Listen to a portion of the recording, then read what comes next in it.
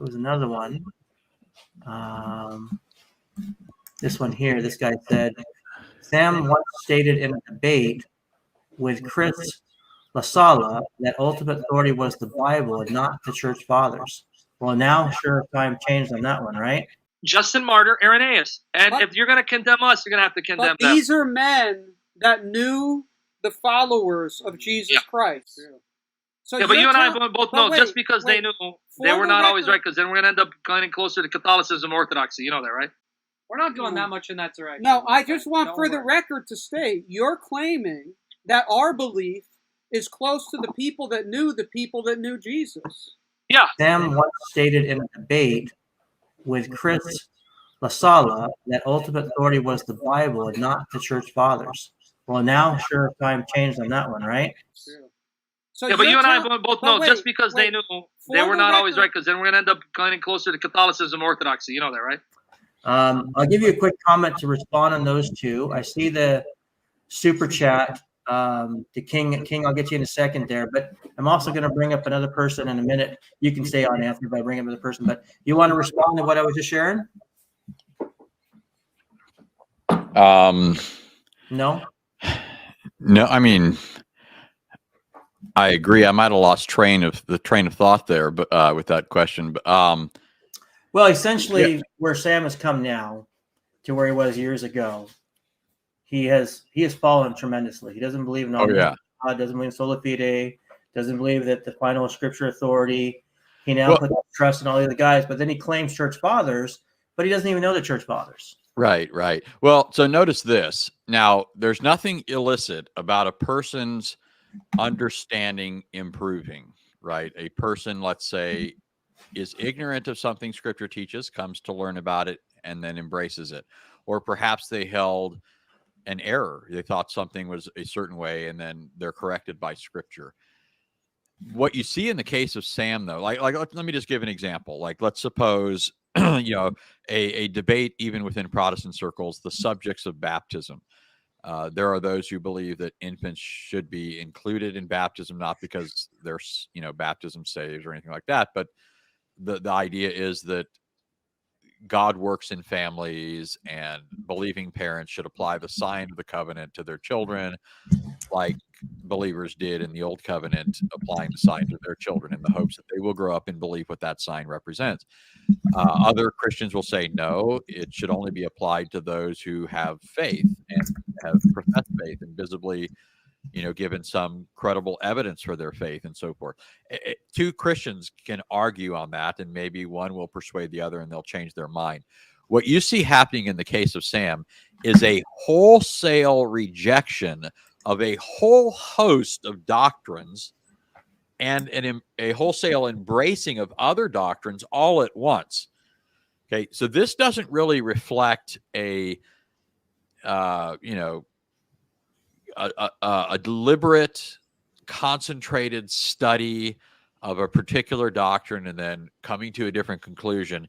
He has just totally swapped, altogether different worldviews or outlooks.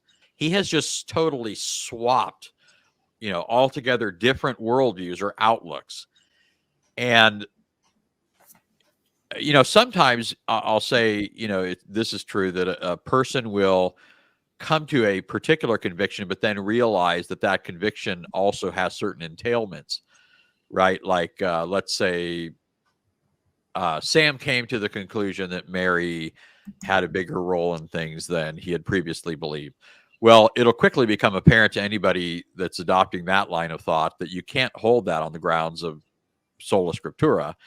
So that'll bring with it the necessity of embracing tradition. But then once you embrace tradition, you have to then say, well, what consistency is there in me saying I need to embrace tradition that endorses my Marian convictions and not also embrace all these other things that can be found in this supposed tradition, right? So I think it's obvious that Sam didn't just arrive at a belief after studying it out very carefully, but rather he adopted a fundamentally different mindset. And he swapped out what he had previously believed for what he now believes. And it's all these other dominoes are falling out. It's not going to end right now. I mean, we're looking at him endorsing purgatory, or at least flirting with it. Yep. Right? He's definitely allowing it to be promoted on his channel. But prayers to the saints, denial of sola fide. Yeah. Right. That's the big one, really. And Mariology too, big time Mariology. Oh yeah. So it's not going to end there. It's going to keep going. But I think it's important to see that this is a result of a fundamental shift in his worldview. It's not just a item, within a worldview that he says, oh, this doesn't really belong here. He's changed out his entire perspective. Totally. And I'll throw this in too. One of the things that this does unwittingly is Sam for 20 years has claimed to be a Bible expert, right? Right. By virtue of now entirely not just changing his view on one thing, but on 24 things. Everything. And not just on incidental things, but fundamental things. Yeah. He has given the lie to all. I mean, this is not me. This is this follows from his change of position. Right. That he wasn't the expert that he insisted he was for the past 20 years. Right. So one of the things that follows from that is he shouldn't now be claiming to be an expert. Yeah. This is not me. This is this follows from his change of position. Right. That he wasn't the expert that he insisted he was for the past 20 years. That he wasn't the expert that he insisted he was for the past 20 years. Right. So one of the things that follows from that is he shouldn't now be claiming to be an expert. Here's the funny thing and ironic thing, which Tony knows this as well, is that when he attacks us and says we have fake piety, we're not being really humble, we're a bunch of frauds, or yada, yada, yada, then he does his shows, attacks people, slanders people, calls people names, but always in the beginning of a stream and end of a stream, he'll do this bizarre prayer thing. And he'll go over these chants and over these like pre-scripted kind of prayers, and then he'll start doing his hands. And I'm not even trying to mock right now. I don't want to mock him, but it looks like this weird thing. And he prays for humility. He prays he doesn't slander people. So the very things he prays for, he does in every single stream. So the very things he prays for, he does in every single stream. And so it's ironic, the very things that he attacks a lot of people of, he does it even like a zillion times more. And anyway, that's enough for me. What would you like? Yeah, often right after the prayer. sometimes he'll interrupt his prayer to attack somebody. I'm not kidding. I mean, hey, it's true. Well, here's the thing. It's a weird thing to try and defend your own piety, right? I mean, it's like somebody saying, look at how humble I am, right? That doesn't look very humble, does it? Right? I mean, it's like somebody saying, look at how humble I am, right? That doesn't look very humble, does it? Right? Here's a man who is a known wife beater. He abandoned his own children. He's been given tens of thousands of dollars by people for ministry that he's put into the hands of gamblers who have just squandered it away. He's been given tens of thousands of dollars by people for ministry that he's put into the hands of gamblers who have just squandered it away. What? Bro, what are you talking about, man? He's been given tens of thousands of dollars by people for ministry that he's put into the hands of gamblers who have just squandered it away. What? Bro, what are you talking about, man? He's been given tens of thousands of dollars by people for ministry that he's put into the hands of gamblers who have just squandered it away. When we bring up problems with Sam's character, it's not, we're not saying, hey, look, this man has sinned. right? We're not claiming sinless perfection for anyone, ourselves or anyone else. Yeah. We're talking about a man whose feet are dug in to doing some of the most heinous things I've ever seen anybody do. And understand, I was converted in prison in the 90s, right? I met you after I got out of prison. I was converted there. You robbed my car, I think, before you were a Christian, right? There you go. No, but I've seen terrible things, and to see the sort of stuff that he does to other Christians, the thing that's bothered me so much before any of this jumped off was watching how he treated people that I consider my brothers and sisters that Christ died for. Right? First John says a mark of true Christianity, of a true believer, is love for the brethren. Anybody who doesn't love his brother is a liar, and the truth is not in him, John said. Right. So when I see him devouring people, sinking his teeth into them, Yep. mothers, their Yep. children, sisters, saying this stuff. So he's upset that the shit were licking his mother's clit and Muhammad was sucking his father's penis. I'm going to take the shit and smear it on your faces, shit face. I don't see Jesus in you. Well, you know what? Guess what? I'm going to take the shit on my cat and smear it in your faces. How about that?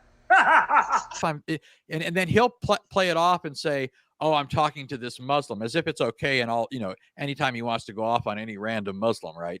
Yeah. I'm not saying it's right in all these cases either, but he distracts people. He does this to Christian people. Yeah. Right? That's the household of faith, those whom Christ died for. So he's upset that the shit were licking his mother's clit and Muhammad was sucking his father's penis. I kid you not, even though I held nothing back against the Islamic position, I made it clear that it's demonic in origin. It's not of God. It's false. It damns people. But I called Shabir Dr. Ali.